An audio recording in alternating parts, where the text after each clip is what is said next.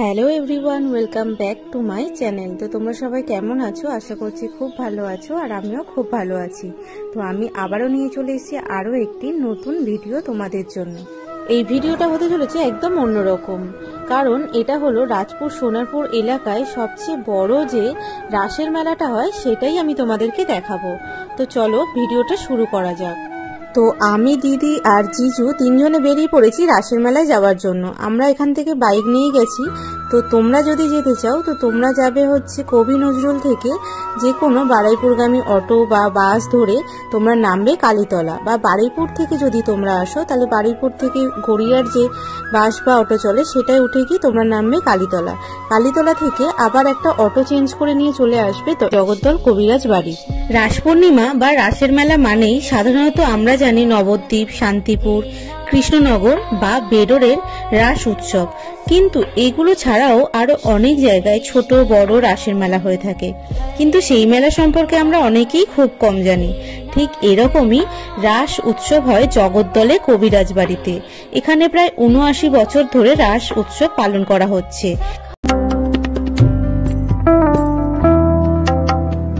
টানা 12 দিন ধরে চলবে এই রাস উৎসব।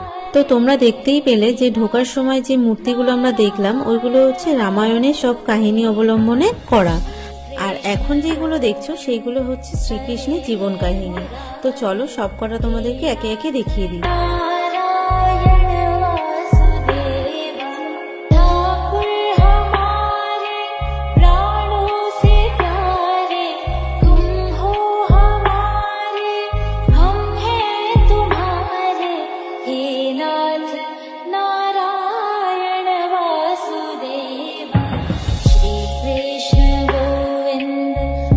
তো তারপর সবকিছু দেখে নিয়ে আমরা চলে এলাম মেন জায়গায়, যেখানে রয়েছে রাধাকৃষ্ণ, জগন্নাথ দেব, বলরাম, সুভদ্রা।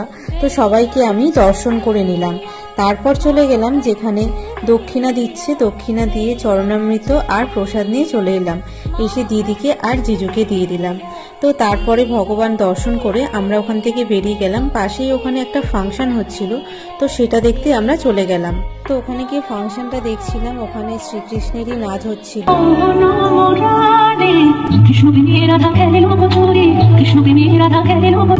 তো কিছুক্ষণ ফাংশন দেখার পর আমরা ওখান থেকে বেরিয়ে আসি, কারণ মেলাটা একটু ঘুরতে হবে, কারণ মেলাটা অনেকটাই বড়, তো দেখতে সময় লাগবে। সেই জন্য আমরা ওখান থেকে বেরিয়ে আসি, এসে মেলায় যাই। মেলার দোকানগুলো কিরকম কি বসেছে তোমাদেরকে একটা ছোট্ট করে সিনেমাটিক শট দেখিয়ে দিই।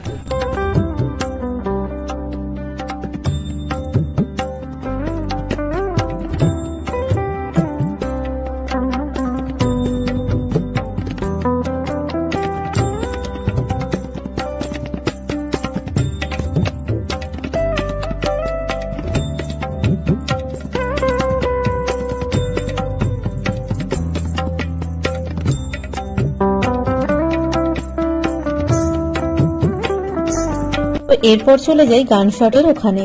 তো আমরা সবাই ঠিক করে যে বেলুন ফাটাবো আর প্রাইজ নেবো, কিন্তু প্রথমে জিজু বললো একটু প্র্যাকটিস করে নিই, যদি না পারি ওই জন্য ওখানে প্রথমে প্র্যাকটিস করছিল। এখানে আমরা ফাটালে কিছুই পাবো না। তো যাই হোক ওখানে জিজু অনেক কটাই ভালো ফাটাতে পেরেছে। তো তারপর ওখান থেকে চলে যাই যেখানে প্রাইজ আছে ওখানে। তো ওখানে 4টে 20 টাকায় ছিল, তো যাই হোক সেটাই করলো। তো ওখানে গিয়ে জিজু মোটামুটি 3টে ফাটিয়েছিল, 4টের মধ্যে একটা পারিনি, 3টে ফাটিয়েছে। 3টে আমরা প্রাইজ পেয়েছি, আর প্রাইজগুলো যা সুন্দর ছিল মানে বলার মতো নয়। তো তোমরা দেখো কি কি প্রাইজ পেয়েছে, শুধু প্রাইজ দেখে তো আমাদের হাসিই থামে না, পুরো টাকাটাই জলে গেল।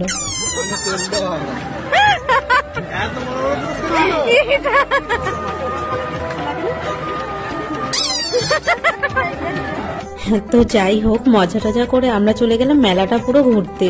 আর ওখানে অনেকগুলো রাইডস বসেছিল, কিন্তু আমরা একটাও চড়িনি, কারণ আমাদের ভীষণ ভয় লাগছিল দেখেই। টোরা তো আমি চড়বই না, আমার আগে থেকে ভীষণ ভয় ছিল। আর নাগরদোলাটা তো অনেকটাই উঁচু লাগছিল, যেন আমার ভীষণ ভয় লাগছিল, তাই চড়িনি। আর দিদি তো এমনিই ভীতু, ও চড়তে চায় না। তো যাই হোক চড়া আর হয়নি। ওখান থেকে আমরা চলে গেলাম ফুচকা খাওয়ার জন্য। ফুচকার দোকান খুঁজছিলাম কোথায় ফুচকা বসেছে। তো সবকিছু দেখে দেখে আমরা চলে গেলাম ফুচকার কাছে ফুচকা খেতে। তো ফুচকা খাওয়া শেষ করে আবার চলে গেলাম মেলা ঘুরতে। প্রচুর দোকান বসেছিল, তো দেখে শেষ করতে পারছিলাম না। আর এখানে দেখো গোপালের জামাগুলো কত সুন্দর সুন্দর, দেখেই মনে হচ্ছিল যেন কিনে নিই, কিন্তু আমার তো গোপাল নেই তাই কেনা হয়নি। তো যাই হোক, ওখান থেকে আবার আমরা মেলা দেখা শুরু করে এবং চলে এলাম আর একটা জায়গায় যেখানে ফাংশন হচ্ছিল। এটা আবার অন্য জায়গা, মাঠের মধ্যেই হচ্ছে এই ফাংশনটা। তো ওই ফাংশনটা দেখে আমরা ওখান থেকে চলে গেলাম যে কিছু খাবো। তো ওখানে গিয়ে আমরা দেখলাম যে কাবাব বিক্রি হচ্ছে। তো আমরা ঠিক করলাম কাবাব খাবো, কিন্তু অনেক রকমেরই কাবাব বিক্রি হচ্ছিল, ঠিক করতেই পারছিলাম না যে কোনটা খাবো। অনেকক্ষণ দাঁড়িয়ে ভাবনা চিন্তা করে তারপর আমরা ভাবলাম যে হরিয়ালি চিকেন কাবাবটা খাবো, কিন্তু ওটা আমরা খাইনি। আমরা খেয়েছিলাম চিকেন চটপটা কাবাব। চিকেন তো আমার খুব ফেভারিট, আর চিকেন পেলে আমার আর কিচ্ছু চাই না। তাই দোকানের সামনে আমি বেশিক্ষণ দাঁড়াতেও পারছিলাম না যে কখন দেবে, কিন্তু যেই দিয়েছে তখন আর দাঁড়ানোর কোনো সুযোগই নেই। সঙ্গে সঙ্গে নিয়ে শুরু করে দিলাম চিকেন কাবাব খেতে। তারপর দিদি আর জিজু দুজনেও টেস্ট করে নিল, দারুণ ছিল খেতে। যাই হোক, খাওয়া দাওয়া আমরা শেষ করে নিলাম, শেষ করে চলে গেলাম মেলাটা আরেকটু বাকি ছিল ঘোরা, সেটা ঘুরে দেখে নিলাম। তো সবকিছু শেষ করে চলে গেলাম আসল জায়গা। আসল জায়গা মানে বুঝতেই পেরে গেছো যে মেলা মানে যেটা অসম্পূর্ণ, জিলিপির দোকান। তো আমরা চলে গেলাম জিলিপি কিনতে। তো জিলিপি কিনে নিয়ে চলে গেলাম এই গজার দোকানে। আমার আবার জিলিপির থেকে গজাগুলো খেতে বেশি ভালো লাগে, মানে যে ছোট ছোট গজাগুলো দেখতে পাচ্ছ সেইগুলো। তারপর গজা কিনে নিয়ে এই নাড়ু কিনে নিলাম, যেগুলোকে বলে আনন্দ নাড়ু। তো আনন্দ নাড়ু কিনে নিয়ে আমরা চলে গেলাম বাদামের দোকানে। তো বাদাম কিনে নিয়ে আমরা ঠিক করে বাড়ি চলে যাব, কিন্তু শুনতে পাই যে পাশে ওখানে আরতি হচ্ছে, ঢাক বাজছে। তো ঠিক করলাম ঠিক আছে, আরতিটা দেখি তারপর নয় আমরা বাড়ি যাব।